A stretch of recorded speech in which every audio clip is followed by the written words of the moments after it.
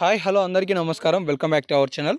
రైతు బంధుకి సంబంధించి ఈరోజు ఎంతవరకు విడుదలయ్యాయి, అలాగే రైతు బంధుకి సంబంధించి రాష్ట్ర ప్రభుత్వం ఈరోజు ఒక ప్రకటన చేసింది. దాని గురించి అలాగే ఇప్పటివరకు రాని వారికి ఎప్పుడు డబ్బులు రాబోతున్నాయి అనే ఈ అంశాలపై మీకు ఒక స్పష్టత ఇద్దామని ఈ వీడియో చేస్తున్నాను.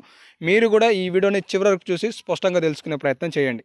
అండ్ మన వీడియోని లైక్ చేయడం మర్చిపోకండి. ప్రతిదీ కూడా వెంటనే అప్డేట్స్ మీకు అందిస్తూ ఉంటాను. ఇక లేట్ చేయకుండా ఇవాళ రైతు బంధుకి సంబంధించి ఒక ప్రకటన కనుక చూసుకున్నట్లయితే, రైతు బంధుపై ప్రభుత్వం కీలక నిర్ణయం అని సాక్షి న్యూస్ పేపర్లో వాళ్ళ యొక్క ఆలోచననే రాశారు.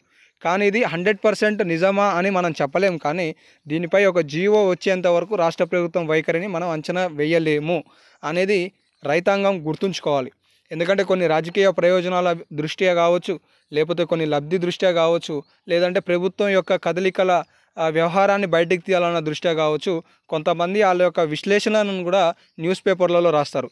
కాబట్టి దానికి సంబంధించిన ఈ యొక్క అంశం అని కూడా మనం ఈ సందర్భంగా ఆలోచన చేయాలి అనేది మీకు చెప్తున్నాను. సో ఇక్కడ ఏంటి అంటే, ప్రభుత్వానికి సంబంధించి ప్రతి కారు డబ్బులు ఏవైతే ఉన్నాయో, కారుకి సంబంధించి పంట వేసిన తర్వాతనే లబ్ధిదారునికి ఆ యొక్క డబ్బులని అందించాలి అని చెప్పి రాష్ట్ర ప్రభుత్వం యొక్క ఆలోచన వైఖరి ఉన్నది అని చెప్పేసి సాక్షి న్యూస్ పేపర్లో ఈరోజు ఆర్టికల్ రావడం జరిగింది. దానికి సంబంధించిన చిన్న అంశం ఒక పేర మీకు తీసుకొని ఎక్స్ప్లెయిన్ చేస్తున్నాను.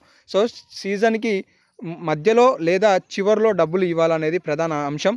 అయితే ఇప్పటివరకు రైతు బంధుకి సంబంధించి ఎంతవరకు వచ్చింది అనేది కనుక మాట్లాడుకున్నట్లయితే, మన సబ్స్క్రైబర్స్ కామెంట్స్ చేసే వివరాలని ఆధారంగా మాత్రమే చెప్పగలుగుతున్నాను. ఎందుకంటే చాలామంది రాలేదు అని చెప్పేసి అంటున్నారు. 4 ఎకరాల నుండి 5 ఎకరాల మధ్యలో రైతు బంధు కొనసాగుతున్నట్లుగా సమాచారం అయితే ఉంది. ఇంకా 5 ఎకరాలకి పూర్తి స్థాయిలో డబ్బులు రాలేదు. మీరు కూడా ఆందోళన చెందాల్సిన అవసరం లేదు.